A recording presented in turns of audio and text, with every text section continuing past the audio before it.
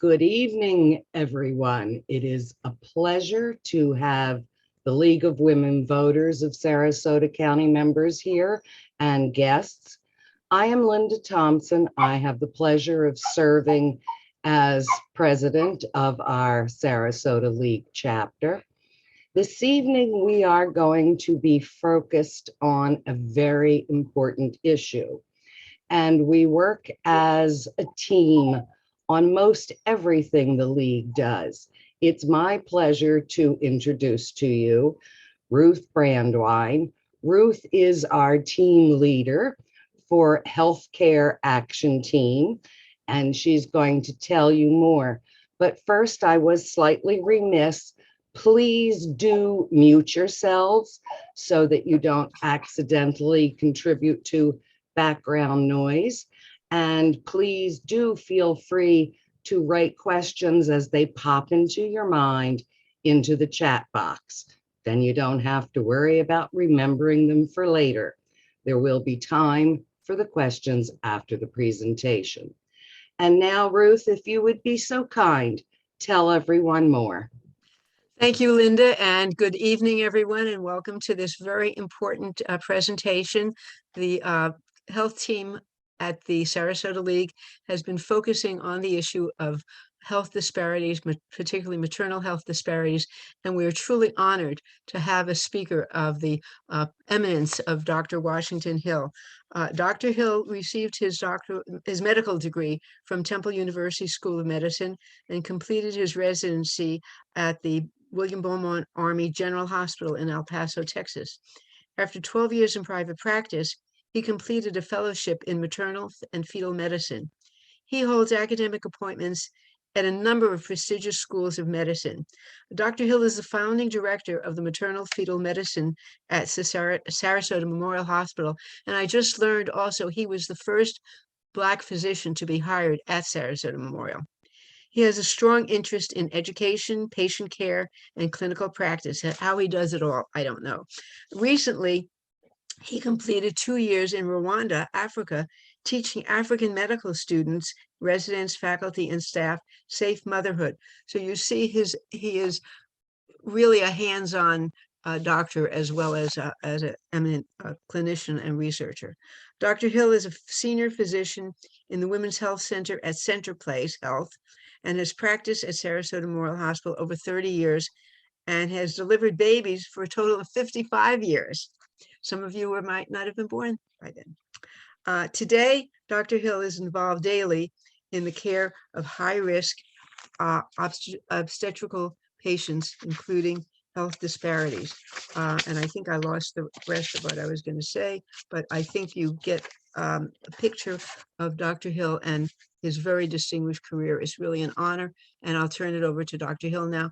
Again, let me remind people before I do, if you have any questions, put them in the chat room. We will not be taking questions by raising hands. So put your chat room in and we'll do that at the very end. And now, Dr. Hill. Well, thank you very much. That's a very, very kind introduction. And ladies, it's a pleasure to be here with you. I appreciate the invitation. I think Dr. Waddell was the person who mentioned it to me, and eventually it has happened. Can everyone hear me clearly? Can everyone hear me?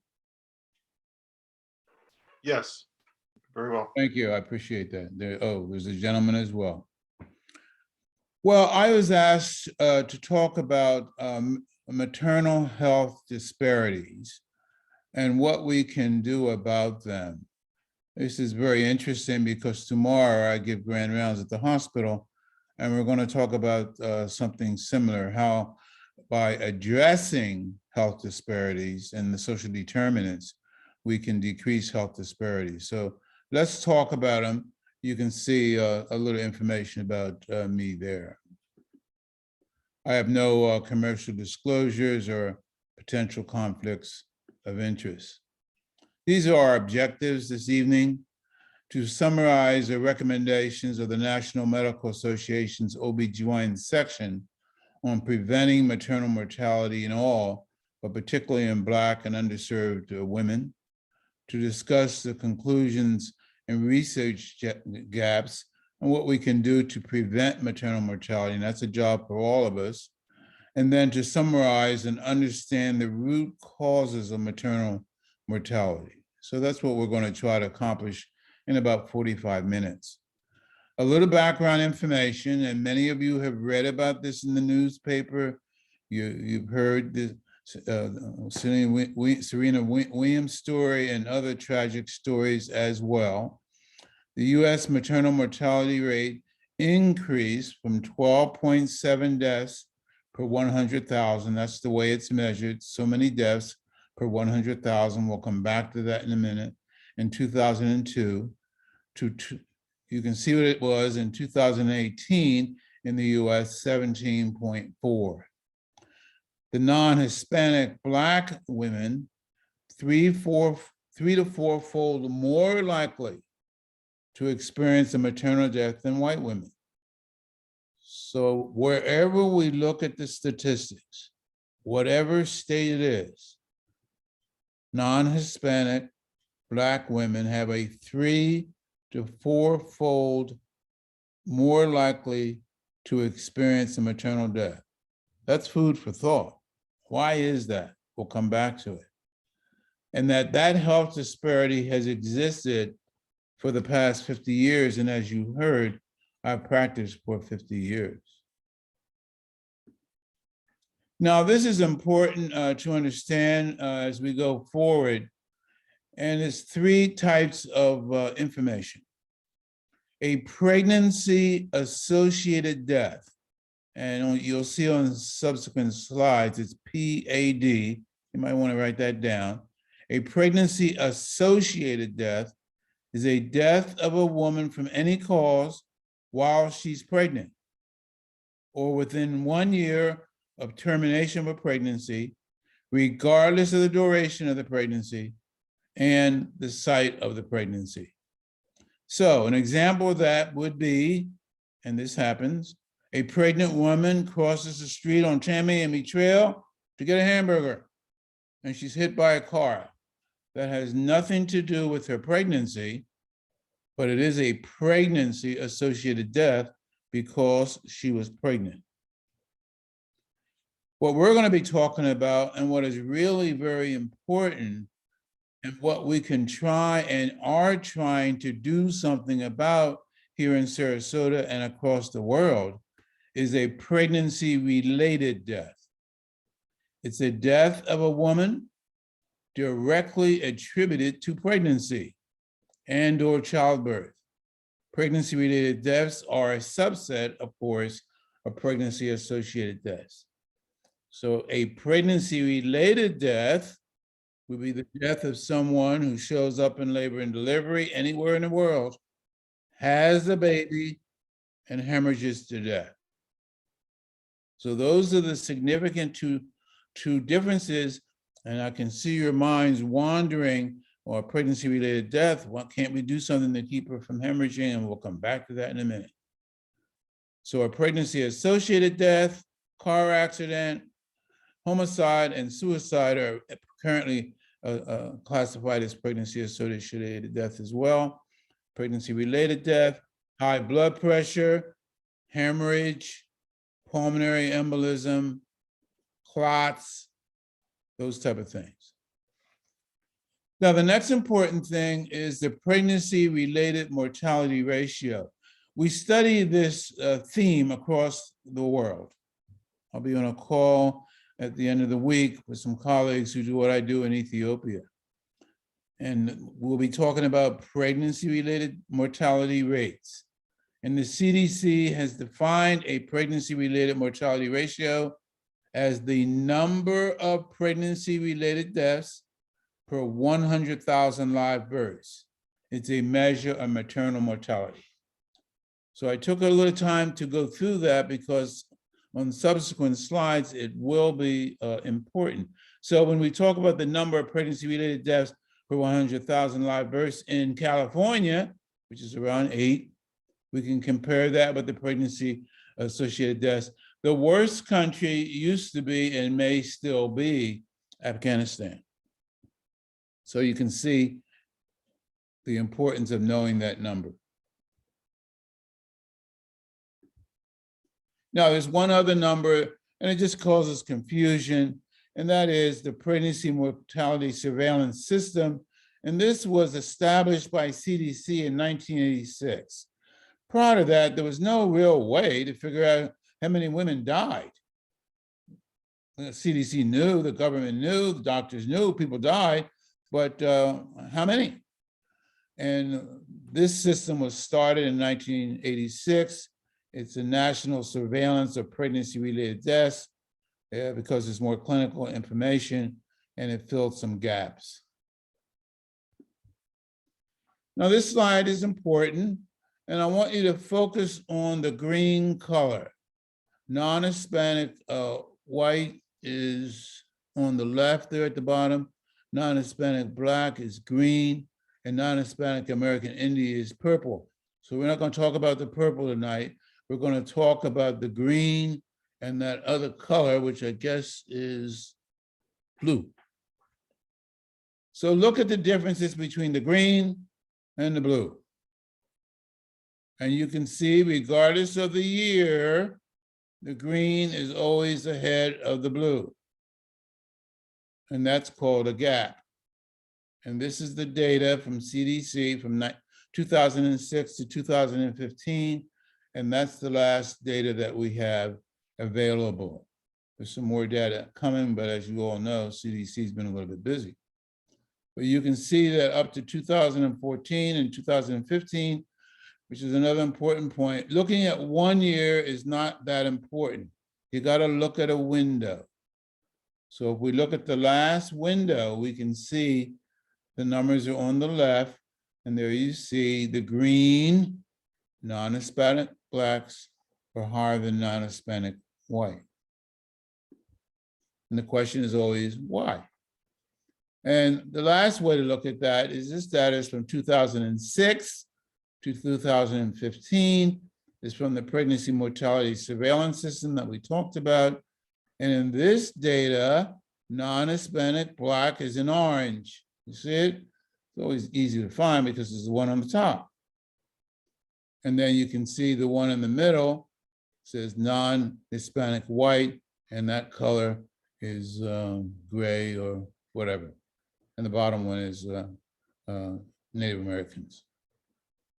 So go out to the right hand here, and the question you should be asking is, why is this gap here? And as long as I've been a doctor, that gap has been there. It's changed over the years here. You can see there were some bad years in 2010, but you can see it's still there, getting better. We're doing something that makes it better. We'll talk about those things, but it's still there. Now, this is a slide that one of the ladies asked me about when I sent the slides in. It's kind of important. I'll walk you through it. The first thing is, on the vertical axis is the pregnancy-related mortality ratio. And remember, I told you that's so many per 100,000. And this is 30 here. And then on the horizontal axis, you see states plus Washington, D.C. And one of the very astute ladies said, Dr. Hill, I don't see any state names there. And I said, you're right. This data is data that's reported by state to CDC. And Dr. Peterson, Dave Goodman, and others look at this data, and states report it to CDC with the proviso that their number is not released. Now, we do know what some of the numbers are because the states release them. But the information that comes to CDC from Delaware, California, wherever, does not have the states on it. But what my colleagues at the CDC did was they put it all in a row, right? And these are these states have a very high pregnancy-related mortality ratio, 30. And these states over here have a fairly low, 8. You don't know which ones, except some have reported it.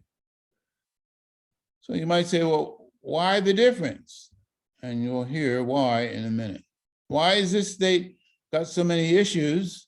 As my grandchildren say, granddaddy, you got issues, you know? And this state over here is 8. And we'll talk about that. Now, the other important thing is the disparity ratio. So let's talk about disparities. And the disparity ratio is the Black pregnancy-related mortality ratio divided by the white. And if these ratios were the same, what would the number be? It would be 1. So if the Black pregnancy-related mortality ratio, was the same as the white, the number would be 1. And nowhere is there a 1. The good states on the right, their disparity ratio is 3. The okay states, we're in the okay range, is 3. And the ones who are really doing bad and need some help is 3. So regardless of the state, whether they're doing well with their pregnancy-related mortality ratio or they need a little help, we still have disparity. And I think you all now can see that. By the way, as you'll hear subsequently, our pregnancy-related mortality ratio in Florida, the last year that the data was reviewed was 20. Okay, so we have some work to do. So, as background, awareness of factors contributing to disparity are a key initial step. And we'll talk about those factors. What are the factors that contribute to the disparity between Black and white, or brown and white, or red and white?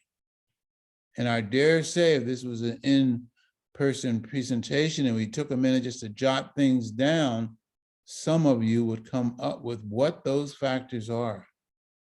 And our job is, as clinicians and as a community, as society, is to try to figure out what they are and what we can do about it.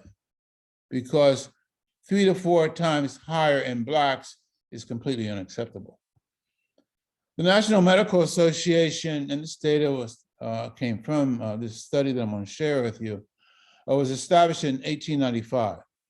And the National Medical Association was established in 1985 because there were some brothers who in 1985 asked the American Medical Association, could they join? And unfortunately, or fortunately, the AMA said no. And brothers did what brothers do. They gathered together in a conference room and said, we'll start our own. And in 1895, the National Medical Association was born. As a sidelight, approximately 10 years ago, maybe 15, at a meeting in Atlanta, the president of the American Medical Association stood up and apologized for that wrong and got a standing ovation. I was there. So this is data from the National Medical Association. And what did we do? We met in a maternal mortality summit, which actually is the last time I think we met. Yes, it was in Hawaii, early on a Sunday morning. We called it a kind of maternal mortality summit. It was in a conference room. And we said, this rate is too high. What can we do about it? What can we learn about it? What can we dissect? These are our mothers, our daughters, our sisters, our friends, your friends. What can we do? It was a multidisciplinary work group. You can see all the participants, all the specialties were there. I and others helped organize it. We have a National Medical Association OBGYN section, and this was our doing. The meeting was already formed, so we met at 6 o'clock in the morning. And the goal was to try to come up with answering the question, why that 3 to 4-fold increase, and what can we do about it? There were 19 breakout sessions. Those of you who have been in these kind of groups, you got a big conference room or a banquet room, find a place in the banquet room, 19 people.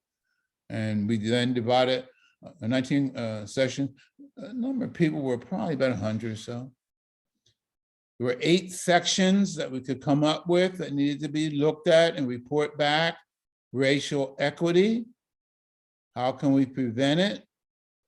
What is the best practice? We just talked about hemorrhage.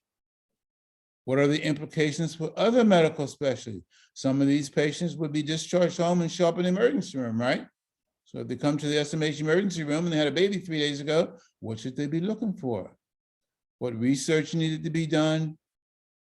What legislation or policy or advocacy needed to be done? You'll hear about that. What can the community do? That's you and our other folks, and the global context. What can we share with our Ethiopian friends?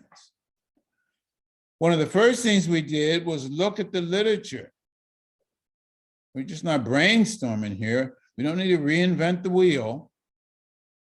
And the data showed that Black women are 3 times more likely to die from pregnancy-related complications than white women. Unacceptable.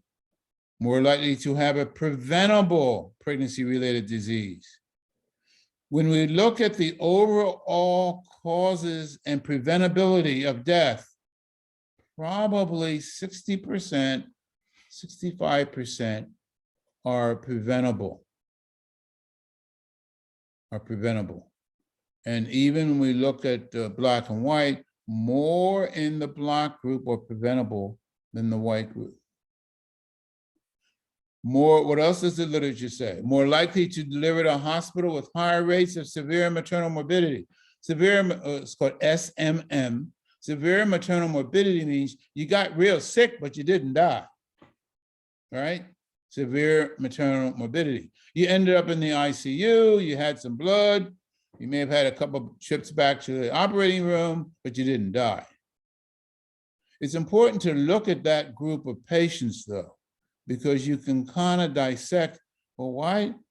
She had a baby yesterday. Why is she in the ICU? And as a high-risk pregnancy doctor, that's one of the things that we do. And then the literature says there are more social determinants of health, which is a key driver of Black maternal death. We'll be talking about this tomorrow. A social determinant of health, as defined by CDC, are those things that affect our health, your health, my health. They are where we live, work, play, love, go to church, etc. So these social determinants of health affect our lives. There's no question. No question. So what does the literature say? It contributes, no question, systemic racism and provider bias negatively impact a Black woman's, brown woman, or white woman's pregnancy experience and care. No question, and that racism, as we'll get to in a minute, may be explicit or implicit. And the same, providers are human.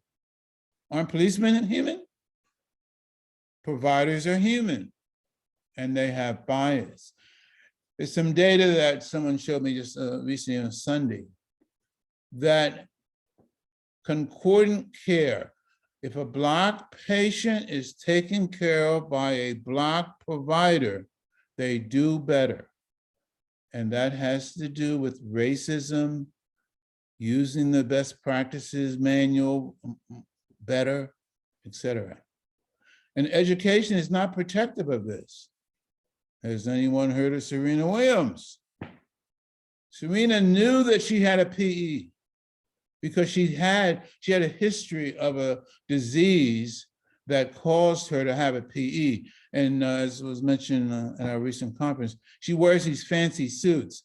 And she says, this is not a glamour thing. It's because it's compression. And that's why she wears them. But even with her intelligence and wealth, etc., we know that Black women with college education 5 times more likely to die. What else does the literature say contributes? Limited access to family planning and contraception. Does our postpartum patient have to jump through hoops to get her IUD? And unfortunately, that still happens. And it happens because of policy. And it happens because of the political determinants of health. You know, we're not blaming anyone, we're just dissecting it. I had a patient, when did it work? Yesterday. She had given birth, she had her baby, she wanted an IUD. And then what she needs to do, she needs to go to the pharmacy and they have to order the IUD. IUD needs to come and then the IUD is going to be inserted. Probably it's going to be inserted in the family planning clinic. And we're all at the institution, at the clinic working on that because that's making the patient jump through a bunch of hoops. And life happens, right? She'll come back in 6 weeks pregnant. Those who die are more likely to be uninsured. So these are the contributors. And I can see some of you saying, that's true. Now, this is a wonderful article. You'll get this presentation, and it's by Lori Zephyrin. And I usually send people a note and say, thank you for your article. This was a nurse who was working, I want to say, on her doctorate in nursing. And the title of the article is Changing the Narrative and Accelerating Action to Reduce Racial Inequities in Maternal Mortality. And it's published in the American Journal of Public Health. And what the title right there, but what she uncovered, and there's a table in the article that talks about the 5 whys, understanding root causes of maternal mortality. The 5 whys. Why are Black people experiencing higher rates of maternal mortality? Because they get sicker. Eclampsia, that's high blood pressure and seizing. Postpartum cardiomyopathy is a disease of the heart. Embolism, remember Serena had an embolism. Because they get sicker. And we'll try to understand why. There's no genetic reason why they get sicker. There may be in postpartum cardiomyopathy that's being worked on, but they get sicker. Why do Black pregnant and birthing people have higher death rates from these causes? They have comorbidities. A comorbidity is obesity. A comorbidity is stress. Being poor is stressful. We hear that every day on the radio, on the TV. Prices are going up. Oh, should I get my groceries or should I go get my medication? You and I are fortunate enough that we can do both, but some are not. Delays in reaching and accessing care and diagnosis. There's a lot to unpack there. We don't have time to do it. Delays in reaching and accessing care. I don't want to go to that hospital because I went there before and they treated me like fill in the blank. And I'm not talking about either doctors or SMH, but I'm saying this is a reason, and that's what we hear. And then they get a later diagnosis. The earlier you get the breast cancer diagnosis, the better you're going to do. You ladies know that. That's why you get your mammogram. More severe symptoms and more advanced disease. Number 3, why do Black pregnant and birthing people not receive risk-appropriate care based on standards? We know the standards. I and many other people have come up with standards. Our our organizations, American College of OBGYN, have come up with standards. We can always debate them. I've been in rooms where we've debated it. Well, should it be 32 weeks or 33 weeks, whatever. But we know the standards. But then we have to use those standards. Recent studies showed when there's concordant Black patient, Black provider, more likely than not, the standard, the best practice is going to be used. Sounds terrible, but it's true. And that goes back to implicit bias. Well, I'll cut the corner on this. I need to go see another patient. The blood pressure's been up for an hour. I'll see her as soon as I see this other patient. Concentrated use of hospitals with poor quality indicators in areas where Black and brown folks live. Our hospital, SMH, is a high quality hospital, as you all know. And then the patients are not listened to by the provider. Serena had to get out of her bed, go out to the nurse's station and say, "Hi, I'm Serena Williams." They knew that already. "I need to have a CT scan because I'm having symptoms of the PE that I had before." You're just a little bit anxious. You go back and we'll call your doctor. Make a long story short, she had a CT scan and had a PE. And one of the things that CDC says, and they have a big initiative now, is hear her, hear the patient. 4, why do these factors decrease access, disproportionate effect, Black birthing women, structural and internalized racism, it's called implicit bias, residential segregation, has to do with redlining, poor quality hospitals, insurance coverage disparities, no question. We have patients in this community, Black, white, rich, poor, private, Medicaid, who have an insurance, that goes back to the political determinants of health, that doesn't work in the community. So one of the doctors told me I had a patient who I needed to do heart surgery on. She had to go all the way down to Miami to get it done. Implicit and explicit bias, we've talked about that. Disproportionate impact of the social determinants of health.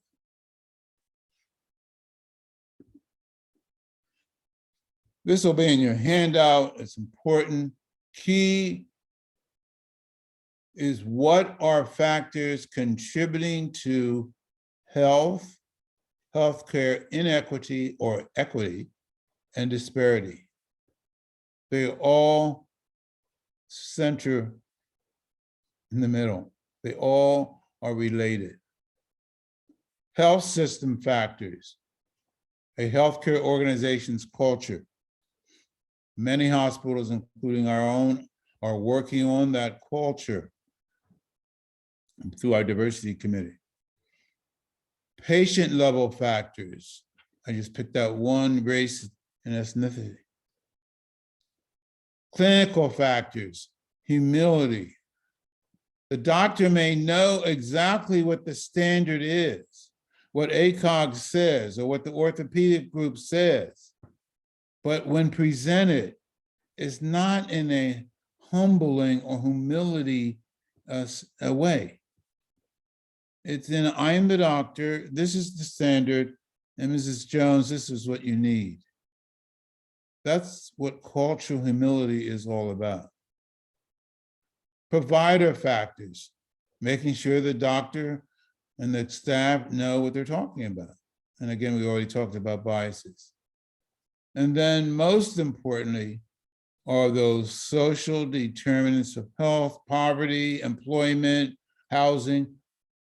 Has anyone out there heard the term affordable housing? Food security? Why isn't there a Publix in that part of town where the patient, if anything, needs fresh fruits and vegetables for her blood pressure? And then, of course, racism. And the last why is why do we allow this to continue? And why can't we do something about it? And I'm proud to say that we have a community that wants and does, through the foundations, Forensic, Community, etc., Patterson, who want to do something about it and is willing to shell out the bucks to help us to do that, even like with vaccination. So back to the summit, there were 8 sections. What were the findings and recommendations from the sections? They were summarized into four key themes. Here it is. 4 key themes. What were they? Theme number 1, racial equity. Look at the social determinants of health. See what in your community you can do about it. Recognize that they are there. They're there. And then more underrepresented in medicine positions. The good news is the number of Blacks and Latinos entering medical school now is up. That's a good thing. In fact, the number of students entering medicine in both Black, brown, and red is up, and that's a good thing, and that's probably because of COVID. So these were 2 of the findings. Also, implicit bias, address it at your institutions, address it in your clinics, don't hide from it. You don't know how many times we've heard in last month, I'm not biased, I'm whatever. I have friends who are Black and brown and Portuguese. I'm not biased. Implicit bias is very hard to understand, but it's the way that we act that's deep down. You see something and you cross the street.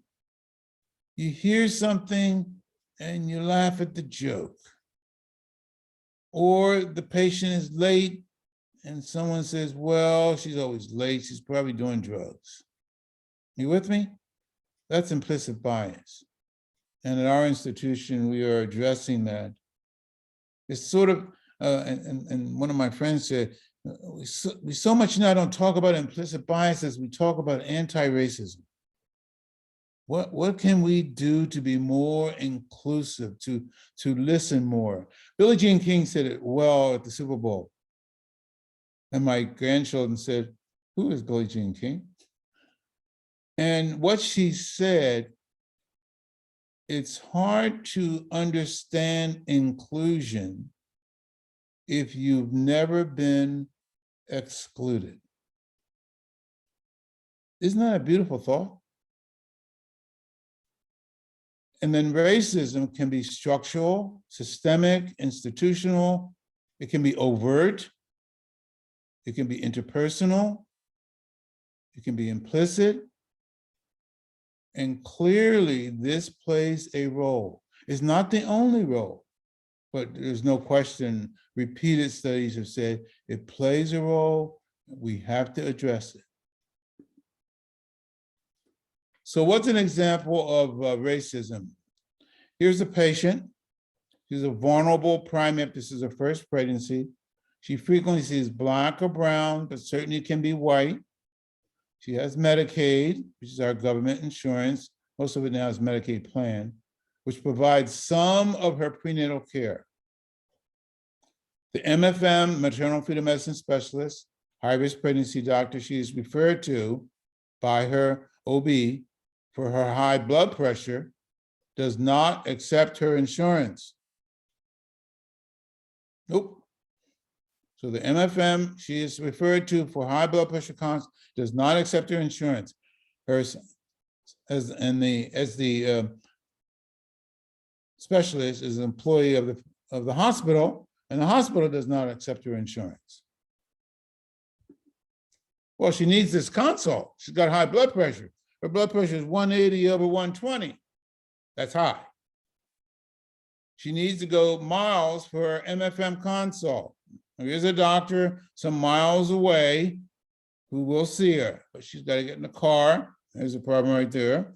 She cannot afford to do that and misses half of her appointments, certainly with the high-risk pregnancy doctor and some with the her own doctor. These are called social determinants of health. But where'd she get that insurance in the first place? That's called a political determinant of health. She comes into our OB-ECC at 32 weeks with severe hypertension. This is not a case from Sarasota. Her chart says she is non-compliant. Is she a non-compliant? I don't think so. After a hypertensive crisis, her blood pressure in this particular hospital went up to 210 over 115. She dies while having an emergency cesarean delivery. So, is that non-compliance? Is there a political problem there? Is there an insurance issue there? Is there a social determinant of health issue there?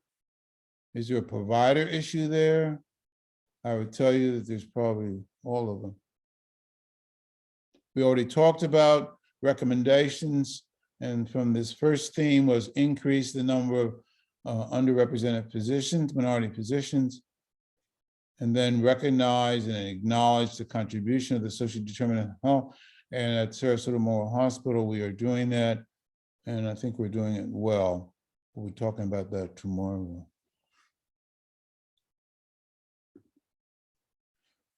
Now, this is very important. When I first showed this for the Barancik Foundation and others, they asked me, where did this come from? And for my talk tomorrow, I put source unknown. But it tells the story. What does this have to do with maternal health disparities and how we address them? And that equality is not equity. Equality means that there's a list of services, there's a tree of apples, and everyone can have an apple. Everyone here can get an apple. That's equality. If we said, well, you short people can't get an apple, someone would say, well, I'm short. That's not fair, and it wouldn't be fair. So equality means that everyone has access to the apple. Equity means everyone can have the apple.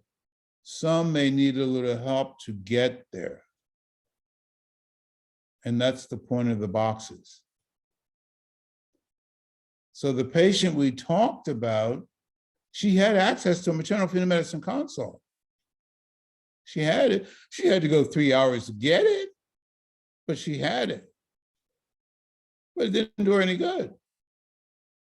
Equity means making sure that everyone has access and gets it by whatever means necessary. And that's what many of us are about. Someone else said that, and I'll let you figure out who that was.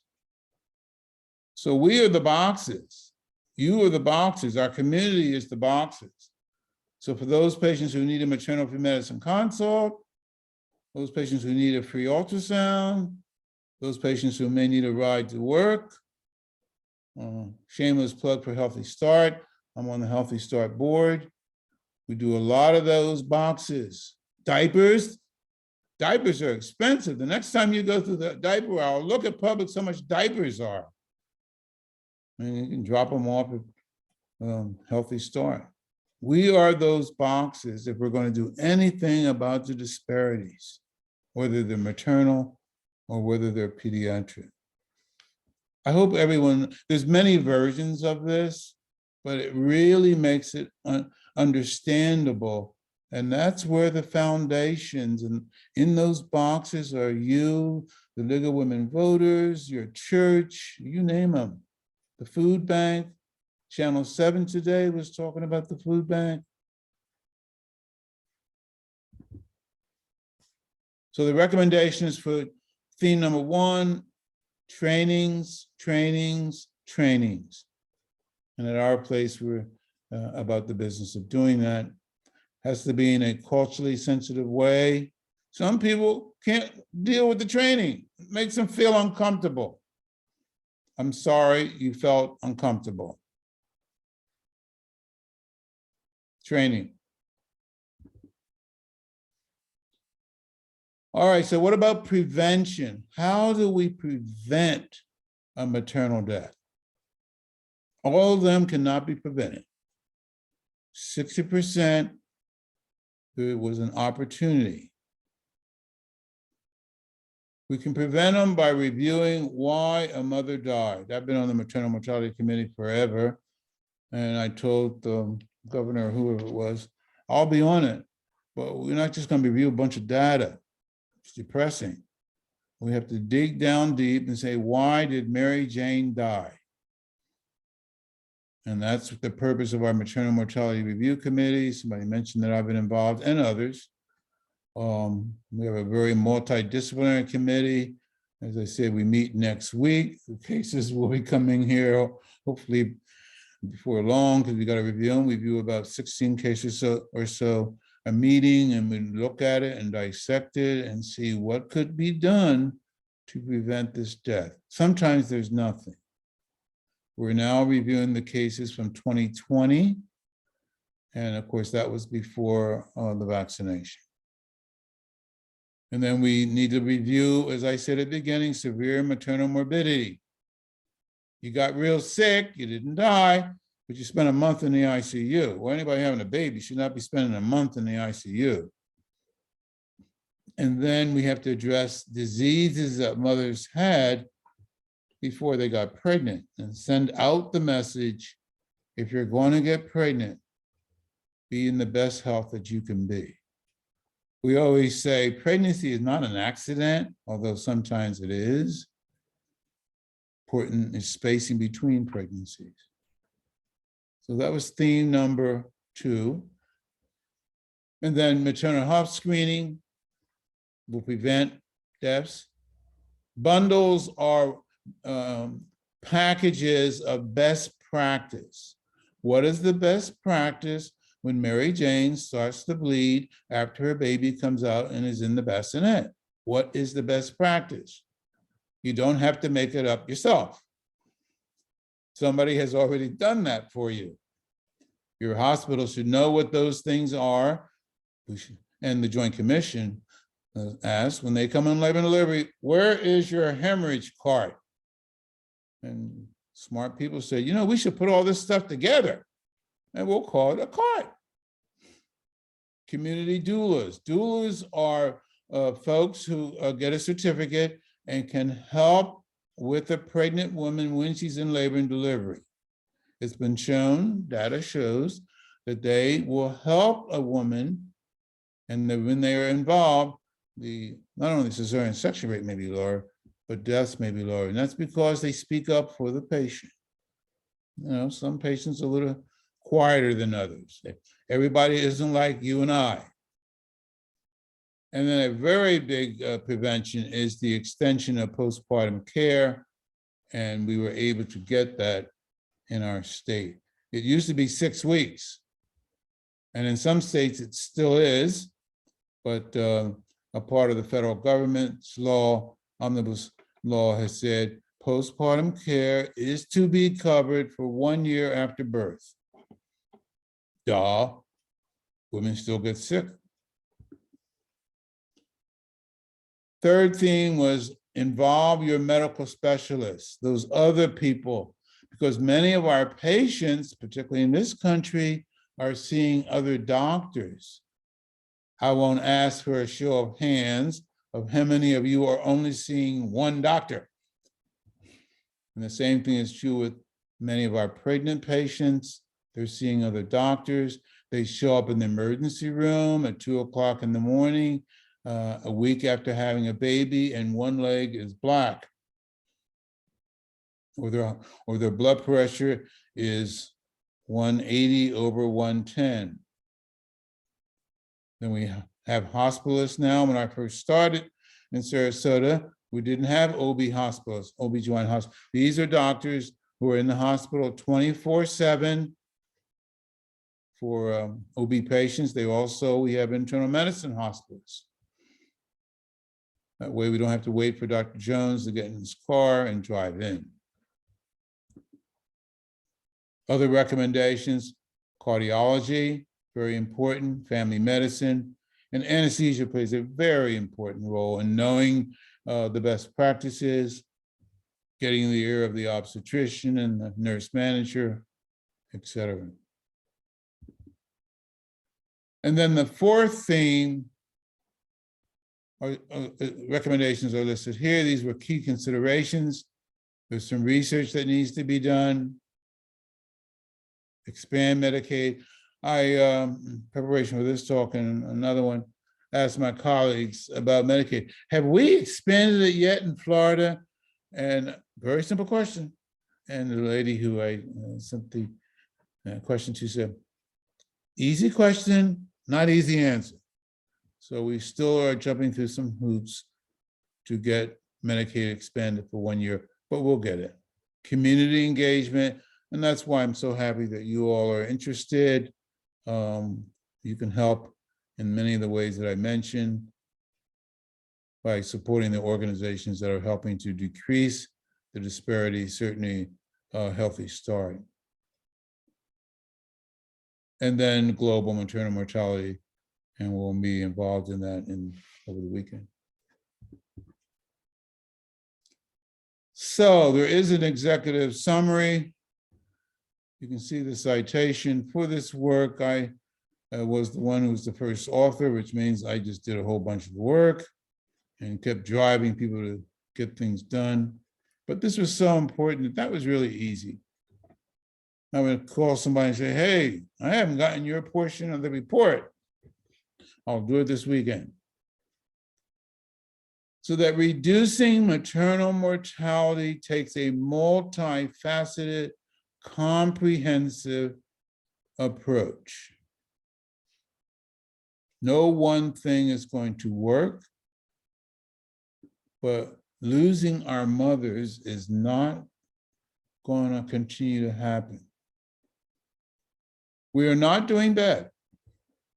With all the things that I talked about and that we will continue to work on as a committee, this is a report that was published by Kay Rousses-Ross and myself and some folks in the Department of Health.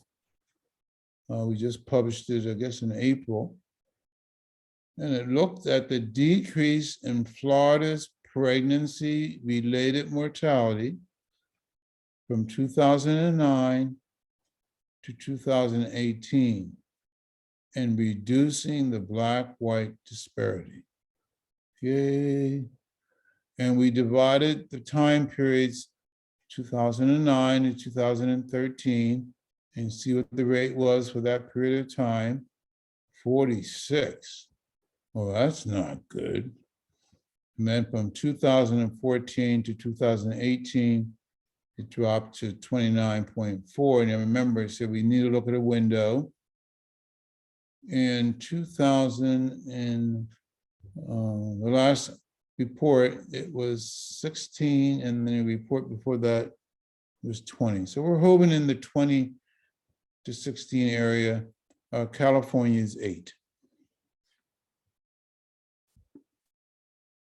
So here's hoping that this report and the much work that is being done will help bring things down and better. This is not easy work. I don't know how many times I've been on calls or encouraging young people or whatever. This is not easy, but we can do it. So thank you very much. I hope that information has been helpful to you. Now you can unmute yourself and. Thank you so much, Fire Dr. away. Hill. No, we're not going to ask people to unmute themselves. Oh, you We're do going it. to ask for questions in the chat Do the room. best. but I don't have any questions. But one question I was going to ask you, I think you've answered, and that was, what can we do? And you've given me a very specific idea that we really need to get in touch with the people at Healthy Start. I know they do wonderful work, and Right. we're going to talk to them and find out what they would like us to do for them. The other thing that we have been working on is trying to get Medicaid expansion. As you know, the League of Women Exactly. Voters has been in the forefront. We worked on it last year. We still are beating that drum. It's Right. not doing much good this year, but we're not going to Well, stop. it's So- going to happen. There's no question it's going to happen. I think there's some hoops that our Florida government is making us go through, but there's no question that it's been approved Right. and that it will happen. But one thing that you all can do as ladies and mothers and daughters and men as well is to keep asking, has Florida fully implemented postpartum care for 1 year? It's going to happen. But as you know, with anything, we have to keep on. Okay, I do have two questions in the chat room now. One is, can you share a bit about the first 1,000 days program in Sarasota? Oh, my goodness. The first 1,000 day definitely came about, and the reason I pause is because it came about by Margie and Chuck Baranczyk. And as you know, we lost them 2 years or so ago. And one day, Margie went up to the hospital with the folks, the CEO of the Baranczyk Foundation, and said, what can we do to make sure that mothers who go home have the best possible start with their new baby? And hence the first 1,000 days was born. It's funded by the Baranczyk Foundation and other donors as well. It unites patients with services. There's a program called Unite Us that we've bought into. If a patient I'm just give you an example, has given birth and she's a substance abuser and she needs help with food or housing, there's a way to refer her to services that she needs. It's a closed loop system, so we know that she got the referral, we know that she went. It's very good. It's called the first 1,000 days. And the reason it's called the first 1,000 days is because it's the first 1,000 days, which is so important in development of the brain of your child and your grandchild. So when you see a child who's 2 years old, who's gabbering away and being a nuisance, that child, and I've stopped them at the airport, mother, and said, your child is doing just fine. And when you see the one who's sitting over in the corner who has nothing to say, that child needs a little help. And we have places in our community where that help can be obtained. Thank you. We have a second question. The first question was from Ilana. This was from Mike Weddle. Is suicide in the context of postpartum depression considered a PRD, or should it Not be? sure, Mike. We're not sure. We simply are not sure. We're going to, some states look at suicide and homicide as a pregnancy-related death. Our committee would say we don't have enough expertise right now to be able to define that for sure. But to be continued. I hear you. Did she commit suicide because she was pregnant?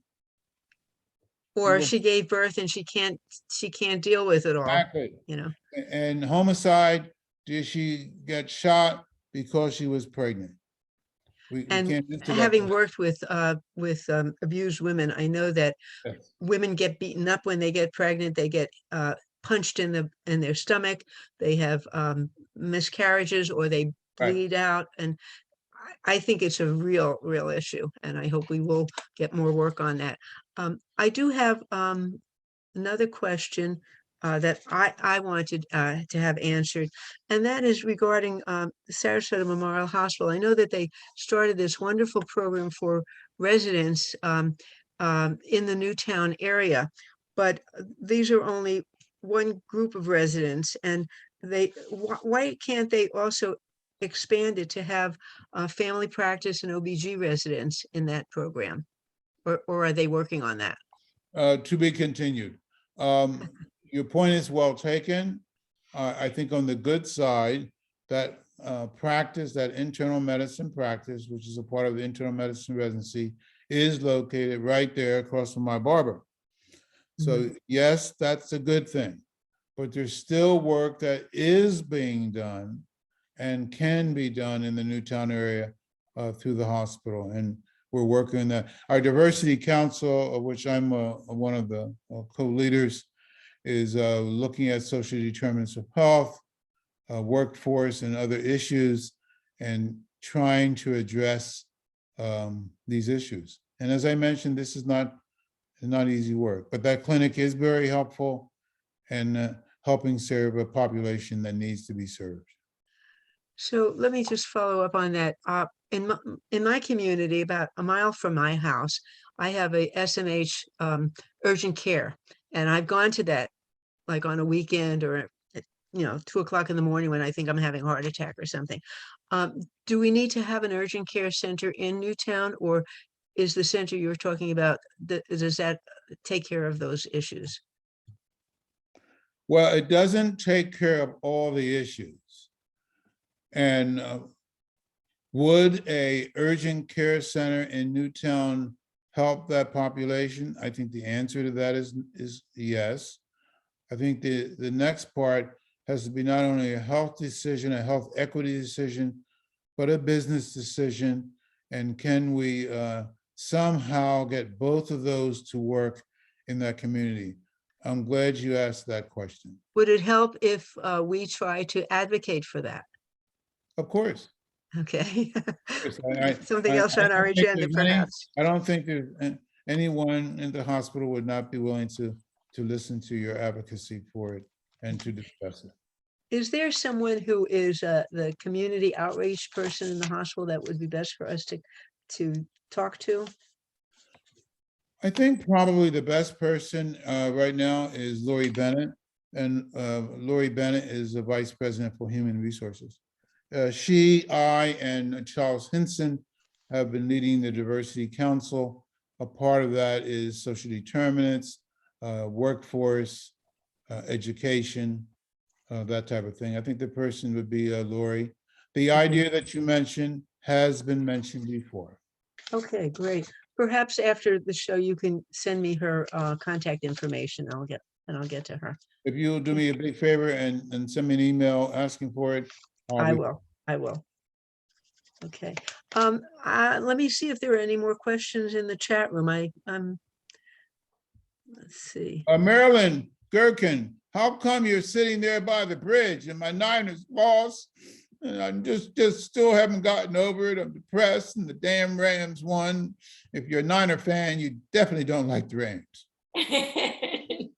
It's just a background. I know. I have another question from Toby Schneider. Are you concerned about the state legislature pushing back against discussions of Black inequality in schools and businesses? The whole CRT issue. Does this touch the hospitals? On the one hand, you're dealing with racial and equity and justice, and on the other hand, the legislature is trying to put the kibosh on talking about these things. Oh, there's no question I'm concerned. I mean, the interpretation of that legislature could be anything. It could be my discussion right now. Somebody could say that Dr. Hill was teaching information about critical race theory because she mentioned racism. And made somebody feel uncomfortable. And that somebody just felt uncomfortable and we turned should him feel off. And trust me, I whenever I've written something or given a talk, ma'am, I get a few little emails. So but it hasn't stopped you. That's what's important. So yes, I'm concerned about the legislature for many reasons, but we'll just have to continue to do what we do. And as my colleagues in Asala and the Boulay and our Sarasota African American Cultural Center group, this is not easy work. And we appreciate, and it's not easy work for either Blacks or whites or Hispanics or Native Americans in our community. We just have to keep at it. Are there any other questions? I don't see any more in the chat room. Am I missing anything? Well, if not, Elena, do you want to say anything at concluding, or Linda, do you want to say anything? Thank you, Mike, for asking me to do this and put me in touch with these lovely ladies. Well, thank you so much, Dr. Hill. It's really been an honor and really so helpful, and we really learned so much. And thank you also for allowing us to circulate your PowerPoint, because we will send that to the state. And I know there's some people from the state. I saw Nancy Gow on here. She's the Yes. chair of our statewide maternal disparities committee. We have one. Good. And I'm glad that she was here and some of her committee members, and we will send the PowerPoint statewide. So Right. your voice will be heard loud and clear. And thank you so much for all you've done for over 55 years. And may you have the strength and power to continue for another 55 years. Thank you, Dr. very Hill. much. Thank you. Thank you Thank you all. so very Have a- much. Thank you. My pleasure. Thank you. Have a Thank nice you. evening. You too. Thank Thank you you. all. Send some diapers to Healthy Start. Yeah, I'm going to tomorrow morning. Okay. Thank you and good night.